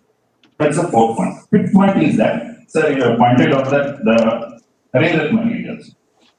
The rare earth material is China is keeping the resource themselves, and they are asking them to import these things. Most of them, what do you call this, our African countries, most of the Chinese companies are working with. And our systems, I'm not hating our systems, it's a very good system, but still, they're not allowing to go there, and maximum, there are a lot of restriction, I would say, in our system. That we need to take care of. Otherwise, mining sector is a very good sector which is contributing a lot for the GDP and employment indirectly and directly. Yeah, maybe we understand that, It's definitely true. Mining contributes to about 60 to 70% of the GDP in our country. But your question is largely about the reforms that need to be done at the national level in order to avoid these kinds of business systems. Maybe one of you, Sanjay, quickly. Yeah, whoever it is. See, what you said is a very valid point, but India is now assayed with a new reality. The reality is that time when you were talking about mining for hundreds of years, mining and thousands of years, mining has always been a very good business. But then there was a certain balance that was maintained. That is, the demand was created only, the supply was addressed only to the demand, right? But here, the reality has changed. The population that you see is so high and the consumption and all is so unrealistic. Even though there is no demand, we are still mining and trying to extract more and more because of the greed, right? If you just go to Nandi Hills here, very close by, you will see the base of the entire hill, the sand miners have actually, you can actually see the hill only has been eaten off. Okay, so that kind of exploitation is happening, which in turn impacts the ecological fabric, the sensitivity which has now gone out of control. We don't no longer have those forest areas, covers, green belts, everything is gone. So therefore, if we do not stop now, then we cannot make a correction. So therefore, the reforms which have been brought are only to the extent of what can be internally sufficient, to the extent of what can sustain. Only to that extent reforms have been brought. The rest we need to import. Want to add anything? But India is the largest importer of steel. So the current, I think, anti-dumping and I think finished goods which are coming from China is banned. This is again is going to create a market. So when the demand increases, as Kishore was mentioning, so slowly these licenses will be revoked. So that's where I would suggest it may take a little more time for mining sector to revive. It's already 10 years, that's what I have. I'm not very sure, but I think that goes back to the professor's question. Is we are doing a donkey's job of excavating, but do we have the technology to entirely use up that entire mining? Is also, I think, is one of the questions. It's been exported. It's been exported, and we take at a higher cost. We import at a higher cost, so it is a loss to our country. Is what I personally. In fact, this was discussed about 15-20 years back itself with the government levels. India was Indian exports, whatever exports that we are doing, large percentage of it was coming from these low value-added items, specifically granite, snake skin, forest producers, gems, clothing, these kind of very low value-added items. For this, it might provide jobs to you here, but value creation is very less. Like steel. In fact, we were from Korea, we used to supply it to Japan. And very later to Korea and now to China, whatever it is. China also is a very big buyer because they have a huge, world game they had, no? They built huge stadiums over there. They bought a lot of steel from us, a lot of raw material. But what happens is, when the raw material goes at a very low cost, we will be buying in turn, maybe because of trade agreements or whatever it is, we will be buying in turn from them the high value items like machineries. My friend said, okay, do we have the technology to convert that iron ore into steel to the finished OEM machineries? If we were to have that, that is fine. But for that also, you need technology to be imported from outside. This is what the situation is. But as you said, governments have never been so proactive to work on all these aspects because governments keep changing in democracy. Everybody's views need to be heard. Environments have to come and put their spokes over there. All these things are going to be. That's why I tell. If there were to be a very firm-fisted administration like China, it would have been easy. But now it is not that way. But apart from that, the environmental factor is another important factor that has contributed to the current situation over there. That's what I would say. A good question.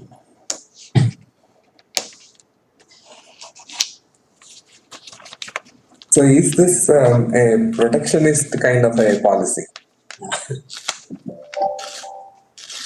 It's not protectionist. It's there is no choice. If we allow this to go further, then the ecological damage will be so huge that it will take at least another half a century for it to be rectified. For example, we have excessively allowed pesticides with there is no regulation and all that. We did not bother about it. During the World War, it was found that for the bomb making, potassium was manufactured at a huge number and it was dumped when the war was over. When they found that wherever the dumps were there of the potassium, the plants were growing at accelerated rate. So then they discovered, oh, this works as a fertilizer. So they took the whole thing and converted that into an economy. Now using all those things, the topsoil which has taken millions of years to get, created is being destroyed in one lifetime.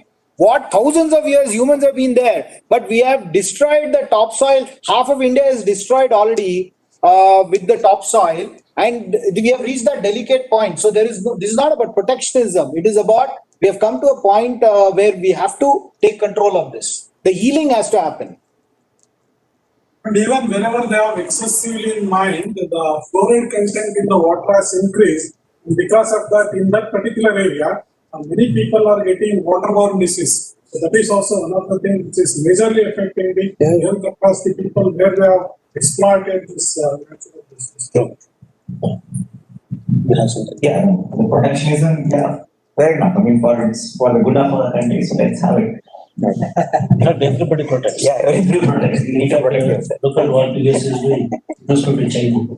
In fact, who buy equipment, they said that the aim of security is the bandit. Of course, there are security issues also. Chinese are very good in all those things. The protectionism is important, specifically if the industry is a newborn industry. Because newborn industry requires a lot of ecosystem support. And if the ecosystem, in the initial stages, usually what happens is the ecosystem participants will not have enough profits available from the business because the demand will not be there. And that's the time the government actually features in. And that you call as protectionist policy. Protection ಅಂತಂದ್ರೆ ನಿಮ್ಮ ಮಗುನ ಅದು ದೊಡ್ಡದಾಗಿ ಬೆಳೆಯುವಂತ ಕಾಪಾಡೋದು. ಅದಕ್ಕೆ ಬೇಕಾಗುವಂತ support system establish ಮಾಡಿ. ಈಗ ಒಂದು ಇಂಡಸ್ಟ್ರಿ ಡೆವಲಪ್ ಆಗಬೇಕು ಒಂದು ದೇಶದಲ್ಲಿ ಅಂತ ಒಂದು ಸ್ಟೇಟ್ ಅಲ್ಲಿ ಅಂತಂದ್ರೆ ಅದಕ್ಕೆ ಸಾಕಷ್ಟು ಇಕೋಸಿಸ್ಟಮ್ ಕಾಂಪೊನೆಂಟ್ಸ್ ಬೇಕಾಗ್ತದೆ.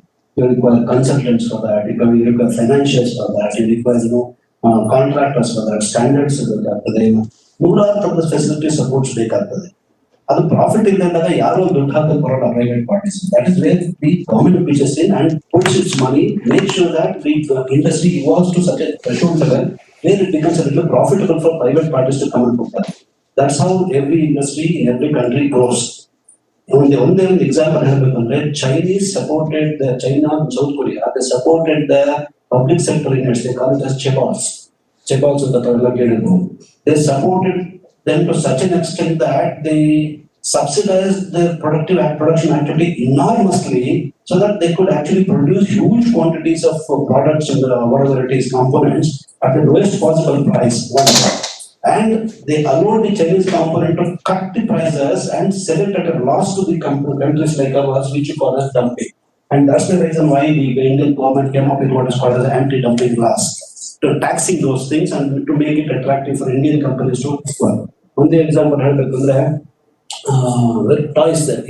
My friend was talking about toys. Toys business is not a small business.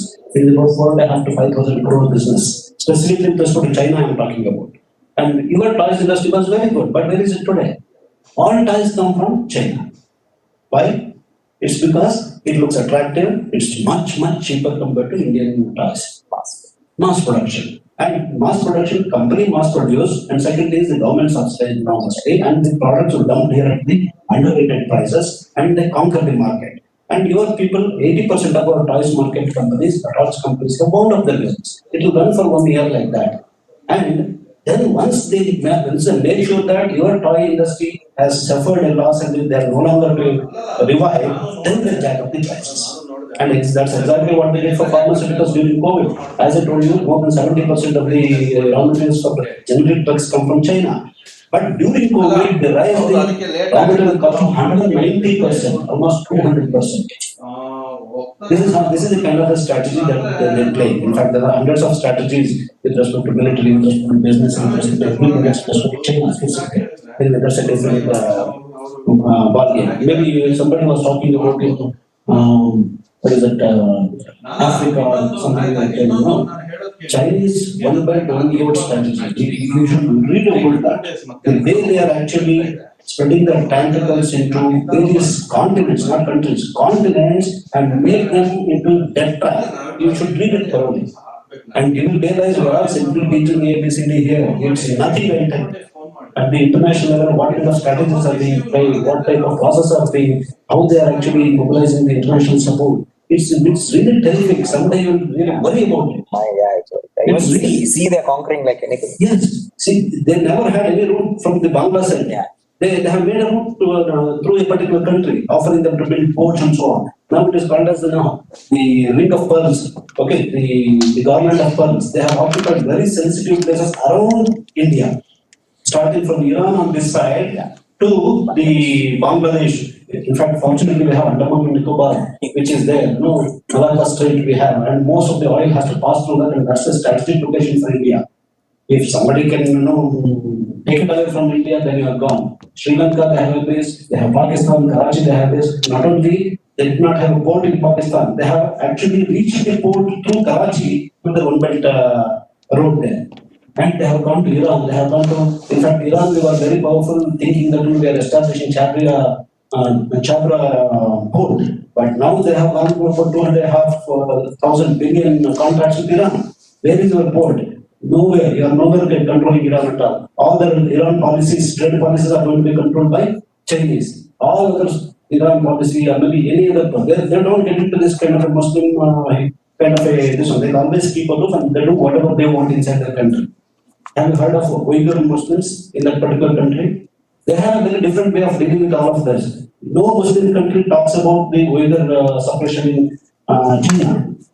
Anyway, this is an off the cuff remark over there. But what I'm saying here is Chinese are pursuing a very integrated, holistic, and long-term strategy to win the top-notch place, economic place in this world.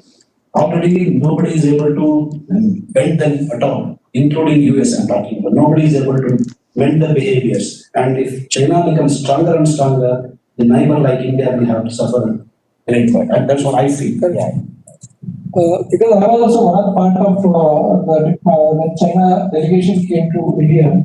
So I was participated in the association meetings. So you will not believe it actually. They offer essentially what they gave to Indian investors and Indian companies to come and establish in China. You know, the space free, electricity free, water free, and income tax free for the next 10 years. Okay, and the subsidy for 25% of subsidy. So that makes the product cost effective so that they can export from China itself. So that is what I see. I see that. And when the last 4 years back, actually, when the government took the initiative of providing those guys to come to India for only for these trade promotions, then automatically it is slowly to stop now. In fact, actually they were coming regularly. Almost every 6 months they were in India. Every state, I mean, in China also every state, there is individual states, they come for promotions. Okay, so I was also, I just was wondering, why India is allowing citizens to come and promote for this, setup of this manufacturing in China. And one is that. The second one, as it specifically mentioned, like spoiled production, now we go in the, we are all conscious about the food factor, and we are talking about the organic food. Now to convert the organic land, I mean, regular land to organic land, now it is taking 3 to 4 years and to get a certificate from Ayush department. Okay, Department of Agriculture. So it is almost 3 to 4 years you need to not to use any of the medicine or anything fertilizer so that it becomes organic viable. So you can understand that, one land I'm talking about 3 years maintenance of that. So you think of over India already used and crops and the land for fertilizing. So that is one thing. And the second one, see, this is the development. There was one of the conferences I attended wherein the urban development they're talking about 15 years. See, they're talking about we are planning for this road construction. I think yesterday you saw this CM. Okay. And the same thing, when we asked this, can we have a 50 years plan? So, because we don't know actually the Bangalore always going to be developed. So, can we have a 50 years plan for the Bangalore? Because New Zealand, they got a plan for 150 years itself. Why can't we have a 50 years at least? Okay, then you will not believe it. The officer told, sir, you will not believe it. Even we don't have a plan for next 5 years. So you can imagine actually, so we need that type of planning for Bangalore itself. Now the industry minister has taken to North Karnataka. That's a good development. Let us not to develop around Bangalore. Right? Let's go and not do development. So it should not concentrate only in Bangalore. Similarly, it should concentrate on the district also. So that every district should have a industry, not to concentrate on Bangalore. So that urban migration can be avoided and the rural development also will have improvement. Thank you. One last, because we are running out of time, one last question. I just want to mention about this Wistron company incident that has taken place. This is in response to Professor Mohan Babu's mention about ecosystem support. So ecosystem support is essential now as per your one, but this incident has happened and I'm sure that this will definitely influence the investor sentiment. So any one of you, if you can tell me how you are going to address this issue, that is investor sentiment, what would you suggest that the state or the central government should do now? So you rightly said you're talking about the Apple factory, right? Yes. Before that, I mentioned a fact. After the business friction between the US and China, 56 major companies from China exited. But only 3 came to India. What happened to the remaining 53 is a question. Why did they go to Taiwan, Thailand, and Vietnam, right? And such other countries? Why not India? What is wrong with us there? Philippines they go, Sri Lanka they go, Bhutan they go, but why not India? Is the question. What is the problem? Is the environment? We are talking about ease of doing business, or we are ranked so and so every year we are improving. But they must be better than us in terms of ease of doing business. Very serious issue. And even among those three, if you do this kind of a thing, none of them will come. That is first thing. People would come straight to you only if your investment grade rating is much better than other countries. But India is already in the low grade, BBB grade. Below that it is junk. You are called as junk country for investment. India has come to the lowest level now. And now, unless you actually restore the confidence of investors in this country through drastic reforms, if you are interested in investments from outside, if you are interested in investment from within, that's a different issue. If you want to have foreign investors here, if you want them to put their money in terms of, foreign direct investment or foreign technology transfer or whatever the institutional investments here, it's very important to have a friendly environment. And it is the responsibility of both the central and the state governments to ensure that such a kind of environment is provided. First of all, you should remember that the product that they are manufacturing there is not the hardcore product. Most components like processors and display panels, they all come from outside. You assemble here only. It's not a hardcore value adding activity. It is just an employment generation activity, but made in India, make India, do whatever it is. Such a kind of a situation is there in many other industries. Even when HAL was offered a contract by Boeing, it was only to manufacture doors, nothing else, not the engine. When your capacity is to attract only such level of activity, and even then if you do like this, not even those jobs are available. It's very important to have a very friendly environment, and ecosystem must be built in. And as I was already mentioning, it cannot just happen by central government alone or state government. How to work together for everybody's benefit. That's all I mean. Okay. Thank you. Yeah. Yeah. Can you help her? Last 3 factors. Sorry? She wants to add. Sir, I'm Deepa Reddy. Just wanted to put some light into the last 3 words, make in India. So how can we actually promote people consume locally manufactured products or encourage people? Because whenever we step out, somebody gives us some handmade chocolates or handmade soaps. We usually don't, we usually don't go and opt to buy it. When we go to a mall, we seek for some international products or some good cosmetics from that perspective. So how can we actually encourage people buy these locally manufactured products so that we can promote our MSME? That is what I want to ask. Just some like. That's a very good question. Address that Made in India brand. That has to be addressed. Absolutely. See, the problem again is the trust factor here, and why we are worried about the homemade product in India is because of the hygiene factor. And if you have to have hygiene, there is a lot of technology involved. And if that is involved, there is a lot of money involved. And we need to upgrade to that level. And it's happening. See, now this COVID has again brought in a lot of Indian things back into the system. People have realized the value of Indian food also. Like organics and millets are coming back into the system. Actually, these were available at very low cost. Just because it all goes by the economy of scale. The more the product you produce, the lesser is the cost at which is available. So since nobody started, not even consuming about it, the prices have gone up. If everybody starts consuming, the prices will come down and it becomes affordable. And I think this is the time. Again, I'm telling you, it is the hygiene and the cleanliness. If you ensure that, I think definitely people will going for it. And it's coming. It's happening. One of the biggest market what we have produced is the Indian market. See, why British left India? Top the record. Okay, it is from 2010 actually when started population in India. Every 10 years, it is going almost double the population of the previous 10 years. So now when they calculated by 2047, etc., by 1947, when they calculated 2000, it will be more than 100 crores. But I cannot feed 100 crores.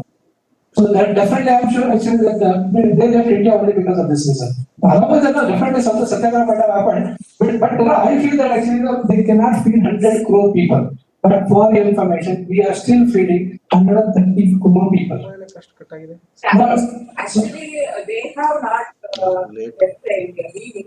Yeah, that's what I'm saying. That's what other The lighter side. So, but still, actually, we have very good manpower. Okay, we can whatever we produce, we have big market. The recently one of the comment I saw actually, China, even if you ban the product, China has got the biggest market locally itself. Okay, so still we cannot avoid them actually to come to India also. Slowly they will come back to India with the whatever mindset we have that we want some important product. Okay, so definitely we need to produce locally. See the plastic injection molding as it would actually for the toys. We need a lot of plastic molding machines in India. See when China how they got into these innovative products. It is not, they innovated also. They copied from others also. So I have an example of one company called Lego. Lego is a Denmark company. Lego is the biggest brand in toys manufacturing. Okay, they copied and they started manufacturing in China. You will not believe it. Why can't we copy that again back? So that for initially we copy, but next stage, secondly, definitely we can innovate, re-innovate actually those products. So we need a lot of mindset also, like, we need to do here. That's it. One more thing, ma'am. How many more, just off the record, how many women today want to cook at home, first of all? Would like to cook at home. And how very the time. It's not just about cooking, like might be the message what we pass to the next generation. Correct. Like when we go, let us try this something made from India. Same thing will be carried out even to the next generation. Exactly. So the mindset should change. Like we have to support the Make in India products or whenever when somebody comes, like it be a small scale village, some kind of a sari or whatever. So that kind of a thinking should be inculcated in everybody so that that's the purpose of Atmanirbhar actually. Okay, that's the purpose. Not just coming up with the products, but even the demand, as Professor said, like the demand perspective should be created. That comes when all of us can actually put in our efforts in buying such kind of things. The problem with every one of us is we always see the grass green on the other side. Okay, we always see something. All this while we always used to adopt what US was doing, and they are today coming and adopting what we are doing. Right, so it has to change somewhere. It is for us to change. So we can't expect somebody else to change it. And I think it's happening. It should happen. Yoga was, a lot of products are getting patented by somebody else. Well, all of them were in India. Just because somebody went and copied it there and made something slightly different, and this way. I think it's for us to wake up now. That's what we are trying to time is time to wake up. Yeah, the recent development, one of the seminar, they told actually why you want to waste these flowers. Okay, I told directly, see, if you don't promote these flowers, you will be giving a memento of a Chinese make. Okay, so better actually to get into the farmers, at least, they will get the, see, this might, have got only one day alive, but still actually you will be promoting our own farmers. In fact, I recently ran a campaign for pollution control board doing adopting this cow and diyas. Okay. Initially, people used to laugh. What cow and diya, what cow and diya. But later on, they realized, what is the importance? What is the importance of burning a cow and diya with gomutra, whatever? It actually purifies the air. So all these were known to people were following it, but the science was not known about it. Now we have to educate people that there's a science behind whatever we are doing, and hopefully that will come back into the system. So, between the demand and supply, you have put out a very critical question. The whole fundamental about the demand and supply game, it is all about the fashion statement. So, what is in fashion, what is in vogue creates the demand, and in that demand, the supply is created. Now, sometimes when the supply exceeds the demand, then that is no longer a fashion. It is changed. So, somebody came and told you tons of times through various ways, saying that the tap water is not a drinkable water anymore in India, it is contaminated. And then they deliberately put you on a new habit, and that habit was to drink distillery water, mineral water. Now, somebody then came and said, the mineral water you've been using for so long, I've got a better innovation which will, reduce the cost. You are paying 20 rupees for one mineral water bottle. I'll give you the same water at 5 rupees to the RO center here. So then that creates another cycle of demand. So there is a fashion statement. So now suddenly people saw that there is a lot of value. There is a low cost solution, innovation. Wow, let's go there. And then now they have come out with a new finding that all these people who are drinking that RO water are now suffering from liver problem and various other problem because the RO takes away the mineral totally out.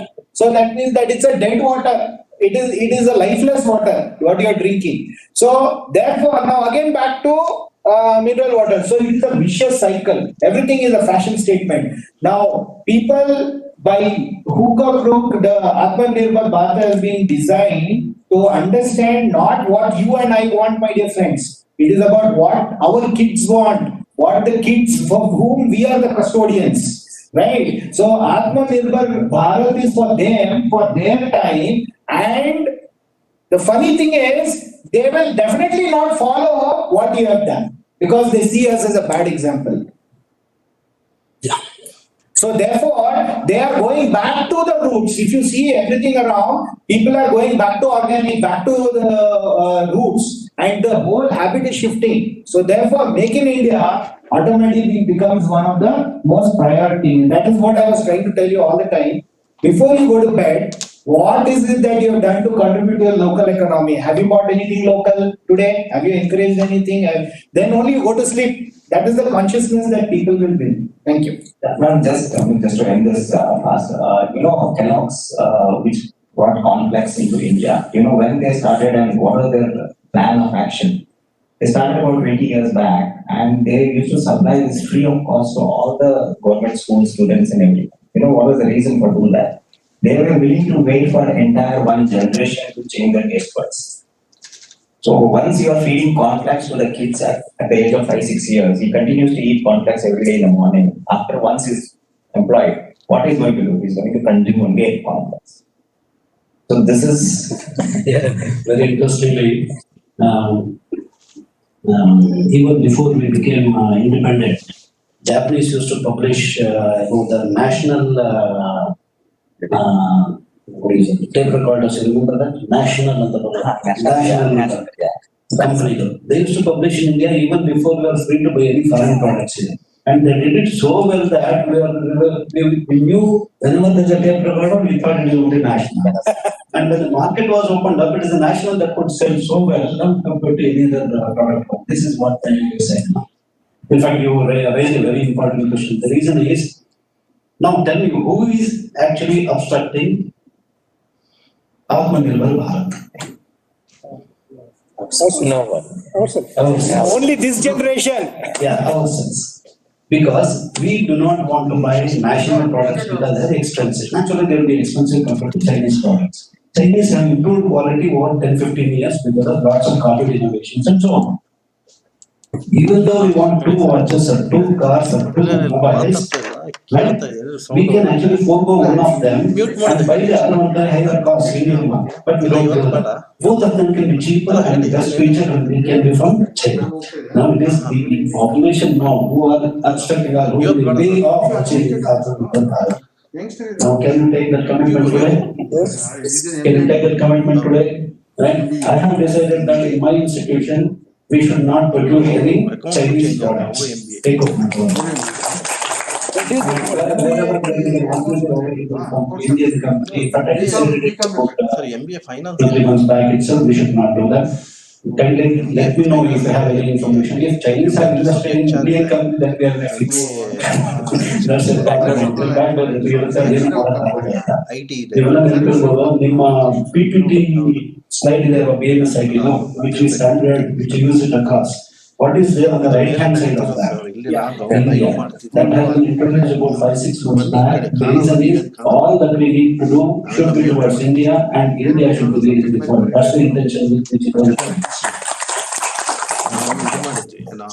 And you have done a lot of it.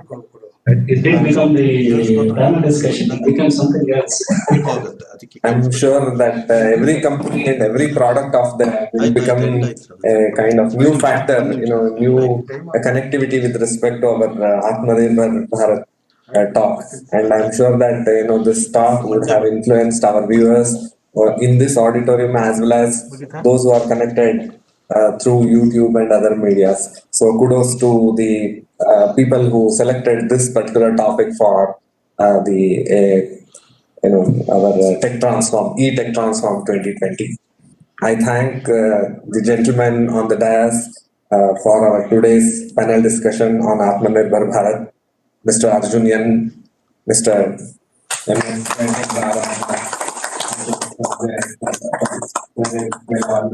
and Mr. Kishore Jagirdar. Ladies and gentlemen, please join me in giving them a big round of applause. Please put your hand together again for our beloved principal, Dr. Mohan Babujian, for being the moderator. I also thank Dr. Sheila. Yes, I also thank Dr. Sheila, activity coordinator, Mrs. Shama. Yes. And myself for their contribution in bringing this activity, this particular panel discussion. And thanks to the convener, E-Tech Transform, Dr. T.N. Manjuna. And all the people who have helped in bringing this event to our stakeholders. And a special mention to Dr. Anil Kumar D and his team on WebEx and YouTube. Thank you, Prashant. To Prashant, one more applause. Thank you.